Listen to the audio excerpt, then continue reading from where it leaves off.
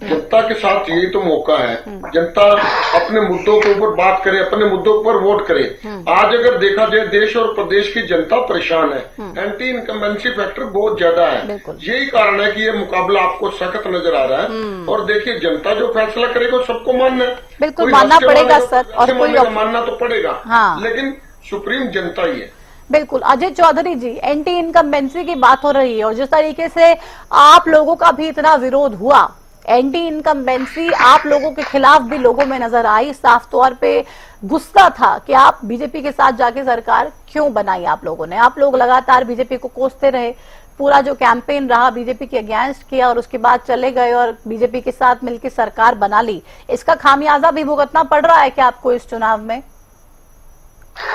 प्रतिमा जी, जिस तरह के नतीजे निकल करके आ रहे हैं, ट्रेंड्स आए हैं, उनसे कहीं ना कहीं मैं आपकी बात से सहमत हूं कि भारतीय जनता पार्टी के साथ जो गए और उसका जिस तरह से विपक्ष ने प्रचार किया, वो ये नहीं बताया उन्होंने कि 40 और 7 निर्दलीय 47 के साथ सरकार तो ऑलरेडी बन चुकी थी, लेकिन जिस तरह से प्रचार किया गया, अरे इसमें विपक्ष के प्रचार की क्या बात, अजय जी विपक्ष के प्रचार की क्या बात है इसमें? आप लोग तो गए ना, आप लोग तो गए। अगर सरकार बन रही थी तो आप मत जाते, आपको सत्ता मोह छोड़ देना था, आप सिर्फ अपने 10 विधायकों के साथ आप विपक्ष में बैठते ना, आप क्यों नहीं बैठे? आप क्यों गए आप सरकार में?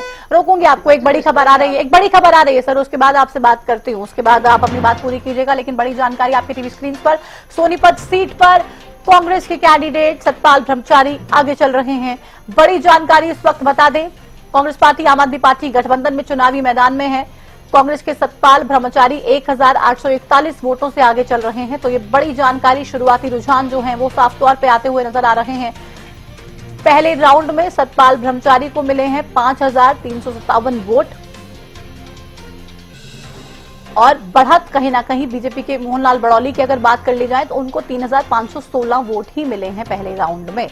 तो साफ तौर पे आगे पहले राउंड में उम्मीदवार जो हैं वो चल रहे हैं कांग्रेस पार्टी के। अभी लीड की बात कर ली जाए तो अंबाला, करनाल, गुरुग्राम और भिवानी महेंद्रगढ़ 4 सीटें ऐसी जहां पर जो लीड है वो बीजेपी को मिलती हुई नजर आ रही है। सिरसा, करनाल, सोनीपत, फरीदाबाद, इन तमाम सीटों की अगर बात कर ले तो यहाँ पर जो कांग्रेस पार्टी और आम आदमी पार्टी का अलायंस के जो उम्मीदवार हैं वो फिलहाल आगे नजर आ रहे हैं। अंबाला से बंतो कटारिया आगे चल रही हैं, ये बड़ी जानकारी लगातार दे रहे हैं आपको। सिरसा से कांग्रेस, करनाल से बीजेपी, सोनीपत से कांग्रेस, रोहतक से कांग्रेस, गुरुग्राम से बीजेपी, कुरुक्षेत्र से आम आदमी पार्टी, हिसार से कांग्रेस पार्टी, फरीदाबाद से कांग्रेस पार्टी, भिवानी महेंद्रगढ़ से बीजेपी। पहले राउंड में बंतो कटारिया को 4234 वोट मिले। तो राउंड वाइज जो जानकारी है वो आपको हरियाणा न्यूज पर देखने को मिल रही है। हरियाणा की 10 सीटों की हम आपको जानकारी दे रहे हैं। 3479 वोट्स जो हैं वो कांग्रेस के जो कैंडिडेट हैं वरुण, उनको मिले हैं, वरुण चौधरी को मिले हैं। अंबाला से बंतो कटारिया फिलहाल आगे चल रही हैं। ये लगातार जानकारी जो राउंड वाइज जानकारी है हम आपको वो बता रहे हैं। मुकाबला आप देखिए, हरियाणा की तमाम जो सीट्स हैं 755, हालांकि जो वोटों का जो अंतर है वो बहुत कम है, 755 वोटों से फिलहाल बंतो कटारिया आगे चल रही हैं। पहले राउंड में 4234 वोट बंतो कटारिया को मिले। तो राउंड वाइज डिटेल्ड जानकारी आपको सिर्फ और सिर्फ हरियाणा न्यूज पर देखने को मिलेगी। हरियाणा की 10 सीटों की डिटेल्ड जानकारी, 10 सीटों का डिटेल्ड हाल क्या है, रिजल्ट क्या है, रुझान क्या है, हर चीज हरियाणा न्यूज पर सबसे पहले, सबसे सटीक आपको देखने को मिलेगी। और आप ये समझेंगे कि किस तरीके से जो ये चुनाव है ये साफ तौर पे बता रहा है और क्या इशारा कर रहा है।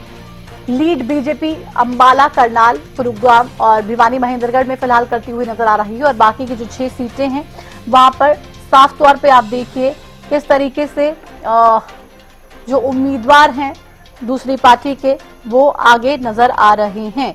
तो ये बड़ी जानकारी लगातार आपके टीवी स्क्रीन पर हरियाणा न्यूज के माध्यम से आपको हम बता रहे हैं। क्या फैसला करने वाली है प्रदेश की जनता? 10 लोकसभा सीटें, एक उपचुनाव बाई इलेक्शन करनाल सीट से यहां पर हो रहा है। क्या फैसला होता है आप देखिए, ये एक बड़ा सवाल। और ये शुरुआती रुझान जो हैं ये कहीं ना कहीं इशारा कर रहे हैं कि जो परिस्थितियां हैं वो ग्राउंड पर कुछ अलग जरूर नजर आ रही हैं। भले ही पार्टियों के दावे कुछ भी हों, लेकिन हकीकत आप देखिए किस तरीके से क्या है, वो साफ तौर पे आपको बता रहे हैं। हमारे साथ जननायक जनता पार्टी से विवेक चौधरी जुड़ चुके हैं। विवेक चौधरी जी, आपसे पहले अजय चौधरी बैठे थे, वो अपनी बात रख रहे थे और वो बता रहे थे कि हम जो बीजेपी के साथ जाकर सरकार बना ली और विपक्ष ने जो उसका प्रचार किया उसका खामियाजा हमें भुगतना पड़ा। आपको क्या लगता है, उनकी बात को आगे बढ़ाएंगे? प्रतिमा जी, आज ये तो पुरानी बातें होगी और अब हम अगली बात करें तो अच्छा लगेगा। नहीं, राजनीति में पुरानी बात कुछ नहीं होती सर, राजनीति में पुरानी बात कुछ नहीं होती। राजनीति में हर पुरानी बात के मायने होते हैं, राजनीति में हर पुरानी बात के मायने होते हैं, हर पुरानी बात की इंपॉर्टेंस होती है और जो वोटर है वो हर पुरानी बात को ध्यान में रख के ही वोट करता है। अगर आपको लगता है कि पुरानी बात हो गई और पुरानी बात हो गई तो भूल जाइए, आप भले ही भूल जाए सर, लेकिन वोटर नहीं भूलेगा। और इसी वजह से इसी वजह से नहीं है, आप अपने शब्द मेरे मुंह में नहीं डालते। नहीं, मैं नहीं डाल रही हूँ, ये आपके शब्द है, ये आपके शब्द है, ये आपके शब्द है। आप कह रहे हैं पुरानी बातें हो गई, नई बातें करें। आप बात नहीं, देखिए आप बात कंप्लीट कीजिए, लेकिन गलत बात तो आपको कंप्लीट नहीं करने दूंगी ना मैं आपको। नहीं, अगर आपको गलत लगती है, आपको लग सकती है, जो बात मैं कह रहा हूँ मेरी बात कंप्लीट नहीं हुई। मैं जो बात कह रहा हूँ ये पुरानी बात है। आज जो रिजल्ट चल रहे हैं, जो रुझान आ रहे हैं, उनके ऊपर अगर हम देखें कि जो लोग देखिए वो रिजल्ट आ रहे हैं, वो रिजल्ट ऐसे क्यों आ रहे हैं, आपको खामियाजा क्यों भुगतना पड़ रहा है, इसके बारे में भी तो बात होगी ना। अगर आप आकलन करना ही नहीं चाहते और अपने एक ऑरा में रहना चाहते हैं तो वो आपका फैसला है। प्रतिमा जी, अभी क्लियर फिगर आ गई क्या?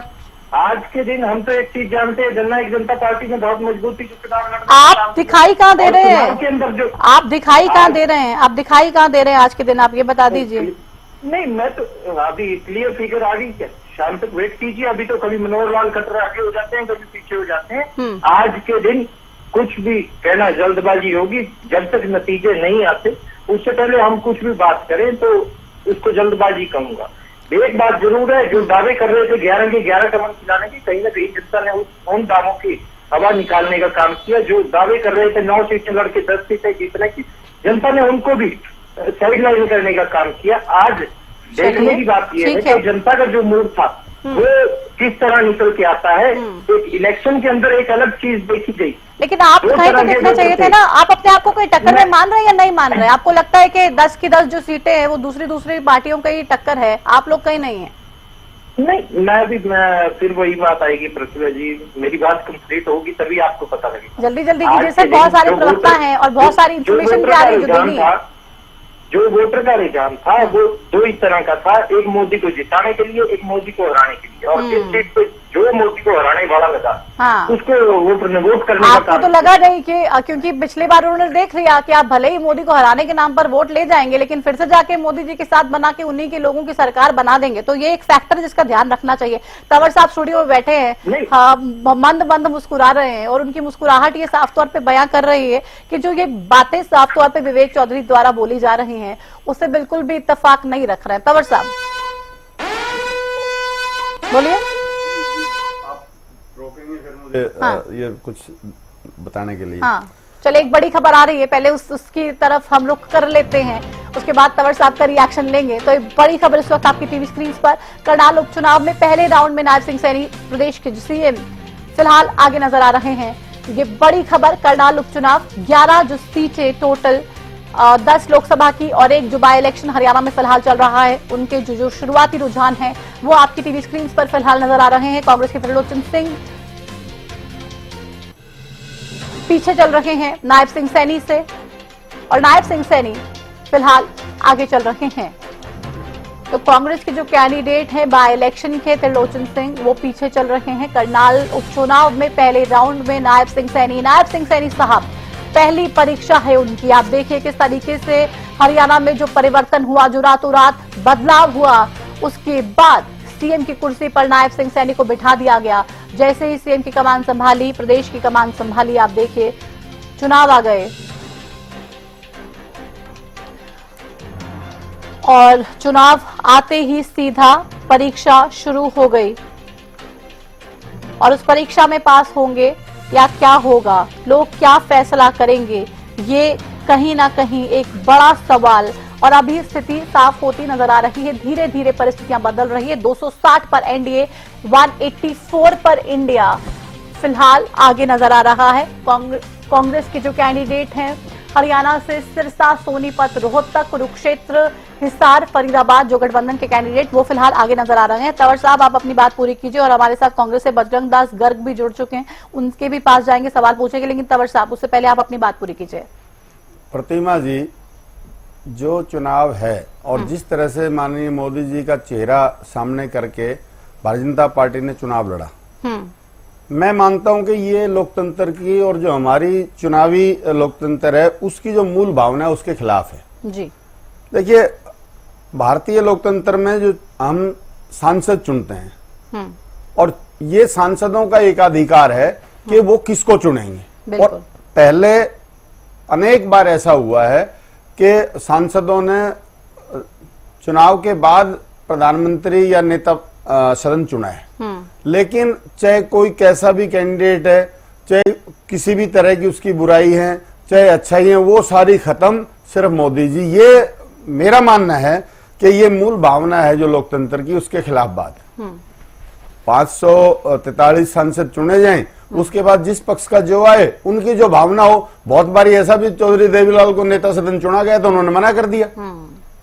तो मेरा मानना ये है कि ये जो देश की जनता को बहकाने बरगलाने का प्रयास किया गया है, मुद्दे भूल जाते हैं क्या वोटर्स? मुद्दे, पुरानी बातें भूल जानी चाहिए क्या चुनाव? नहीं, देखिए, वोटर्स कभी कोई पुरानी बात नहीं भूल सकता। जब से इस देश का इतिहास है स्वतंत्रता के बाद, तब से अब तक की किसकी अच्छाइयां किसकी बुराइयां हैं वो सब लोगों के जहन में रहती है। तो ये बात कहना कि पुरानी बातों को छोड़ दो, पुरानी बातों छोड़ने के बाद तो फिर बचता ही कुछ नहीं है, फिर तो बचता ही कुछ नहीं है। और बिल्कुल, बजरंग दास गर्ग साहब भी जुड़ गए, उनसे भी बात कर लेते हैं। बजरंग जी, हरियाणा में 7 पर गठबंधन के उम्मीदवार आगे, 3 पर बीजेपी, कड़ा मुकाबला लगातार हर सीट पर देखने को मिल रहा है। देखिए प्रतिभा जी, आपके चैनल पर डेली डिबेट होती थी और बार बार इंडिया गठबंधन के आदमी कहते थे भी हम मजबूती से चुनाव लड़ रहे हैं और हमारा रिजल्ट बड़ा अच्छा आएगा। जहां की भारतीय जनता पार्टी का एक ही बात कहना थी, 11 की 11 सीटें हरियाणा में हम जीतेंगे, बिल्कुल किसी के साथ कोई टक्कर में ही नहीं है। ये बात के सामने है। हकीकत में क्या है, जनता भारतीय जनता पार्टी की सरकार से नाराज है और इनसे मुक्ति चाहती है। आपके सामने है, इन्होंने चुनाव मुद्दे पर नहीं लड़ा, ना इन्होंने मुद्दे की बात करी। पूरा चुनाव में मोदी की आप भाषण सुन लीजिए या भारतीय जनता पार्टी के नेताओं के। एक बार रोकूंगी बजरंग जी, एक बड़ी जानकारी आ रही है, वो जानकारी अपने दर्शकों से साझा कर दे। बड़ी खबर इस वक्त आपके टीवी स्क्रीन पर हम आपको बता रहे हैं। अंबाला से कांग्रेस के जो उम्मीदवार है वरुण चौधरी, वो फिलहाल आगे निकल चुके हैं। तो बीजेपी 4 से अब रुझानों में 3 पर आ गई है। अंबाला से भी कांग्रेस के उम्मीदवार फिलहाल आगे चल रहे हैं। शुरुआती जो ट्रेंड्स हैं वो साफ तौर पर कांग्रेस के पक्ष में जाते हुए नजर आ रहे हैं। 4400 वोटों से आगे फिलहाल चल रहे हैं वरुण चौधरी। 3 जो सीटें हैं महज, करनाल, गुरुग्राम और भिवानी महेंद्रगढ़। हालांकि करनाल और गुरुग्राम तो सबसे सेफेस्ट सीट्स में से मानी जाती है भारतीय जनता पार्टी के लिए, लेकिन उन दोनों के अलावा भिवानी महेंद्रगढ़ से भी बीजेपी आगे चल रही है। बाकी की जो 7 लोकसभा की सीटें हैं, कांग्रेस और आम आदमी पार्टी का जो अलायंस है, गठबंधन के जो उम्मीदवार हैं, वहां से आगे चलते हुए नजर आ रहे हैं।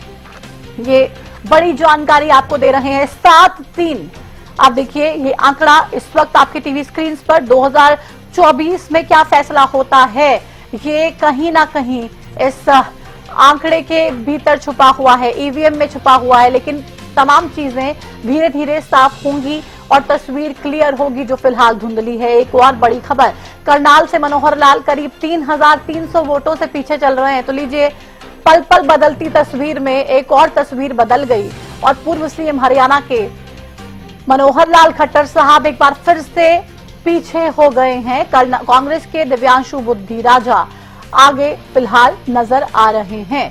तो करनाल से मनोहर लाल खट्टर करीब 3,300 वोटों से पीछे चल रहे हैं। तो यहां पर भी आप देखिए कड़ा मुकाबला कहीं ना कहीं देखने को मिल रहा है। और यहां पर भी खासतौर पे जो एंगल लोगों के मन में रहा, जो वोटर्स के जहन में रहा, मोदी जी का नाम भले ही हो, लेकिन उसके अलावा किस तरीके से दूसरी परेशानियां रही हैं, किस तरीके से किसान आंदोलन में हम बात कर ली जाए, वहां पर कितनी ज्यादा परेशानियां, और करनाल में जो बीजेपी के जो तमाम नेता, उनको लेकर भी काफी नाराजगी देखने को मिली। हमने देखा करनाल लोकसभा सीट की अगर बात कर ले तो यहाँ से पानीपत भी इसका हिस्सा है, और जिस तरीके से रोहित रेवड़ी कांग्रेस में शामिल हुए, तो तमाम फैक्टर्स यहाँ पर भी हैं। एक और बड़ी खबर इस वक्त आ रही है, उसकी जानकारी भी अपने दर्शकों तक हम साझा कर दें। कुरुक्षेत्र से भी नवीन जिंदल पीछे है, लेकिन गुरुग्राम से कांग्रेस के राज बब्बर आगे हो गए हैं। ये बड़ी खबर आ रही है। कांग्रेस के राज बब्बर गुरुग्राम लोकसभा सीट से आगे नजर आ रहे हैं, जिनको बाहर ही बार बार कहा गया, जिन्हें यह कहा गया कि कांग्रेस ने एक ऐसा कैंडिडेट दे दिया जिससे हरियाणा का कोई ताल्लुक ही नहीं है। यमुना पार से जो कैंडिडेट लेकर आ गए, राजा साहब को चुनावी मैदान में, राजा साहब के सामने चुनावी मैदान में महज 419 वोटों से जो राज बब्बर हैं वो आगे चल रहे हैं। बहुत बड़ा गैप नहीं है, लेकिन तस्वीर लगातार बदलती रहेगी। और आप देखिए कि किस तरीके से शुरुआती रुझान हैं ये बता रहे हैं, दिलों की धड़कनें बढ़ा रहे हैं, और साफ तौर पे ये बताने के लिए काफी हैं कि ये चुनाव किसी भी वक्त कुछ भी किया जा सकता है, और लोग क्या फैसला करने वाले हैं। टक्कर हालांकि लगातार चल रही है, एक तरफा कहीं ना कहीं ये जो चुनाव लगातार बीजेपी की तरफ से कहा जा रहा था वो नजर नहीं आ रहा। हम भी लगातार अपने प्रोग्राम्स के जरिए दिखाते रहे कि मुकाबला कितना कड़ा। हालांकि एक और बड़ी खबर इस वक्त आपकी टीवी स्क्रीन पर, गुरुग्राम से हमने बताई आपको, कांग्रेस के कैंडिडेट जो राज बब्बर है वो आगे चल रहे हैं। एक और बड़ी खबर है, रोहतक से दीपेंद्र सिंह हुड्डा को बड़ी बढ़त मिली है। तो दीपेंद्र सिंह हुड्डा पिछली बार रोहतक से हार गए थे, इस बार ये कहा जा रहा था चाहे मोदी जी भी आ जाएं हारेंगे नहीं। रोहतक से 11,700 वोटों से दीपेंद्र सिंह हुड्डा आगे चल रहे हैं। हालांकि बीजेपी के तमाम सीनियर नेता भी ये कहीं ना कहीं मान रहे थे अनऑफिशियली कि रोहतक से मुकाबला बहुत ही कड़ा है और हम रोहतक हार सकते हैं। कैमरे पे तो लगातार 11-11 के ही दावे सबने किए, लेकिन रोहतक से अनऑफिशियली, क्योंकि कभी कभी तो नेता मान भी लेते हैं, और जब आत्ममंथन करते हैं, जब एनालिसिस करते हैं और देखते हैं कि कहाँ पे पेचीदगियां ज्यादा हैं, तो कहीं ना कहीं परेशानियां होती हैं। रोहतक से 11,700 वोटों से दीपेंद्र सिंह हुड्डा को एक बड़ी बढ़त मिलती हुई नजर आ रही है। बीजेपी के अरविंद शर्मा काफी पीछे नजर आ रहे हैं। ये बिल्कुल शुरुआती रुझान है, और शुरुआती रुझानों में आप देखिए 9:19 हो चुके हैं फिलहाल, और 7 पर कांग्रेस प्लस और 3 पर बीजेपी फिलहाल आगे नजर आ रही है। रोहतक से एक बड़ी लीड, एक बड़ा मार्जिन फिलहाल जो है वो दीपेंद्र सिंह हुड्डा को मिलता हुआ नजर आ रहा है। 11,700 वोटों से दीपेंद्र आगे चल रहे हैं। तो क्या वाकई इस बार दीपेंद्र को नहीं हरा पाएगी भारतीय जनता पार्टी, या फिर अरविंद शर्मा की किस्मत एक बार फिर से चमकेगी और रोहतक का प्रतिनिधित्व करने का मौका मिलेगा? ये तस्वीरें अब से कुछ देर बाद साफ होंगी।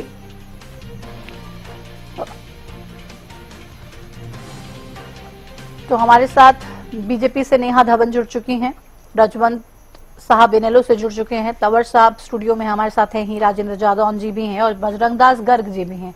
बजरंग दास गर्ग जी, आप अपनी बात पूरी कीजिए। आपसे सवाल जिस तरीके से मैंने किया, शुरुआती रुझान 7 पर कांग्रेस प्लस और 3 पर बीजेपी। प्रतिभा जी, आज कहना बड़ी जल्दी होगी क्योंकि इभी रुझान चल रहे।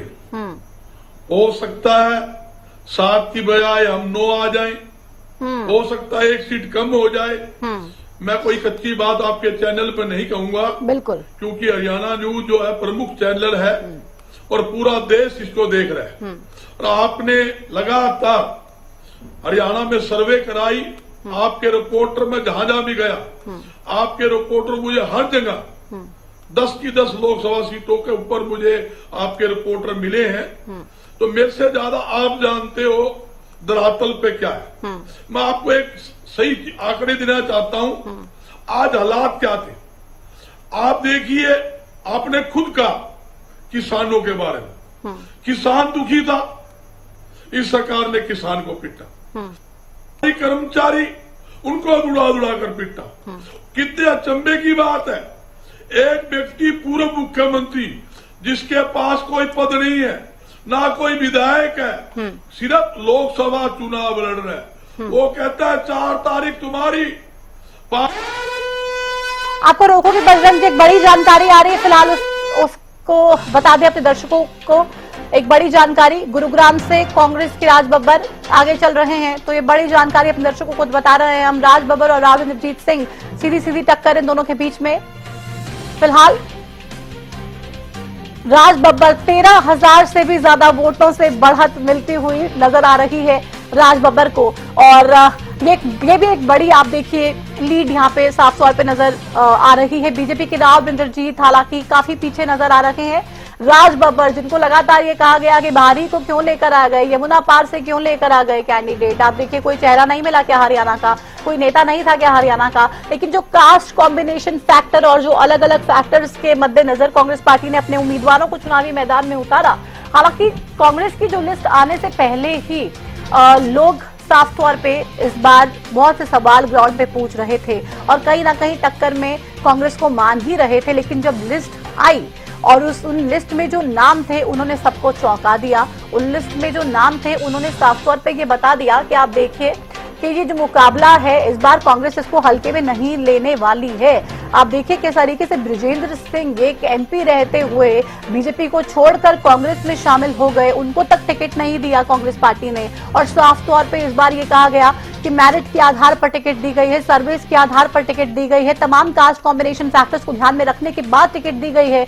और जो ये लिस्ट थी, ये बीजेपी माने या ना माने, कहीं ना कहीं परेशानी तो खड़ी ही की थी तमाम पार्टियों के लिए और खासतौर पे बीजेपी के लिए। लेकिन अब जो रुझान आ रहे हैं शुरुआती, वो कहीं ना कहीं ये बता रहे हैं कि जो स्ट्रैटेजी थी वो सही साबित होती हुई नजर आ रही है। अब फाइनल रिजल्ट क्या होता है वो तो बाद में मालूम होगा, लेकिन जो शुरुआती रुझान आ रहा है उसमें कहीं ना कहीं ये पुख्ता हो रहा है कि ठीक है, एक अच्छी स्ट्रैटेजी, एक अच्छा चुनाव कांग्रेस पार्टी ने लड़ा, जिसको लगातार ये कहा जाता था कि ये लोग तो इनके पास कोई स्ट्रैटेजी नहीं है, कोई प्लान नहीं है, कोई लीडर नहीं है और किसी भी तरीके से कोई प्लानिंग नहीं है। बजरंग दास गर्ग जी, बीजेपी के राव इंद्रजीत सिंह के लिए भी मुसीबत खड़ी कर रहे हैं आपके राज बब्बर। देखिए प्रतिभा जी, जब से हमने प्रत्याशी घोषित किए, भारतीय जनता पार्टी ये कहती थी कि करनाल में जो प्रत्याशी उतारे हैं बिल्कुल कमजोर प्रत्याशी उतारे हैं, तो देर आए दुरुस्त आए, ये मान लें, कोई टक्कर नहीं। मैं यही बताना चाहता हूं, आपके सामने है। रोकूंगी सर, रोकूंगी। एक और बड़ी खबर इस वक्त आ रही है, ये बहुत बड़ी खबर इस वक्त आपकी टीवी स्क्रीन पर। वाराणसी से पीएम मोदी पीछे हो गए हैं, ये बहुत बड़ी खबर इस वक्त आपको बता रहे हैं। वाराणसी से प्रधानमंत्री नरेंद्र मोदी, जिनके चेहरे पर ये पूरा चुनाव लड़ा गया, 6,200 वोटों से पीछे चल रहे हैं देश के प्रधानमंत्री नरेंद्र मोदी, जिनके नाम पर पूरी बीजेपी ही उनके सहारे पर चल रही है। फिलहाल कांग्रेस के प्रत्याशी अजय राय को बड़ी बढ़त मिलती हुई यहां पर नजर आ रही है और ये बड़ी खबर इस वक्त आपको बता रहे हैं। वाराणसी से पीएम मोदी फिलहाल पीछे नजर आ रहे हैं, तो ये बहुत बड़ी खबर इस वक्त आपकी टीवी स्क्रीन पर आप देख रहे होंगे। आप देखिए, शुरुआती रुझान है, हालांकि ये नतीजे नहीं है, मैं बार बार कह रही हूं, ये शुरुआती रुझान है और शुरुआती रुझान इस तरीके से बदलते रहेंगे, कभी कोई आगे कभी कोई पीछे, लेकिन सबसे बड़ा चेहरा भारतीय जनता पार्टी का नरेंद्र मोदी अगर शुरुआती रुझानों में 6,200 वोटों से पीछे चल रहे हैं, तो कहीं ना कहीं आप देखिए कि चुनाव कितना दिलचस्प रहने वाला है। ये वोटर्स ने क्या फैसला किया है, आप देखिए, वोटर्स भले ही कुछ भी कहते रहे, लेकिन जब अंदर जाते हैं वोटिंग करने के लिए तो क्या कर जाए किसी को कुछ मालूम नहीं है, सिर्फ और सिर्फ वोटर ही जानता है और वोटर ने ये क्या कर दिया है। आप देखिए, ये एक कहीं ना कहीं बड़ा सवाल, बड़ा प्रश्न चिन्ह साफ तौर पर तमाम पार्टियों के दावों को लेकर भी लगा रहा है। भले ही इस सीट से जीत जाए मोदी जी, क्योंकि मोदी जी के नाम पर ही तमाम उम्मीदवार जीत रहे हैं, तो मोदी जी खुद कैसे हार सकते हैं, ये भी एक सवाल जो है वो बीजेपी लगातार अब पूछेगी ही और साफ तौर पे बताएगी ही। लेकिन अभी हम बता रहे हैं, जो अपडेट लगातार मिल रही है, राउंड वाइज जो काउंटिंग चल रही है, उस राउंड वाइज काउंटिंग में फिलहाल मोदी जी पीछे चल रहे हैं 6,200 वोटों से। एक और बड़ी खबर आ रही है, उस बड़ी खबर से भी हम रूबरू करा दें अपने दर्शकों को। सिरसा से कांग्रेस की कुमारी शैलजा 12,621 वोटों से आगे चल रही है। तो एक बड़ी खबर इस वक्त सिरसा से भी आपको बता दें, 12,000 के ऊपर का मार्जिन, और इस मार्जिन से कुमारी शैलजा आगे चल रही है। बीजेपी के अशोक तंवर पीछे फिलहाल सिरसा में नजर आ रहे हैं। 12,621 वोटों का जो मार्जिन है वो कुमारी शैलजा लेकर चल रही हैं। यहां पर भी सिरसा में भी मुकाबला बेहद कड़ा।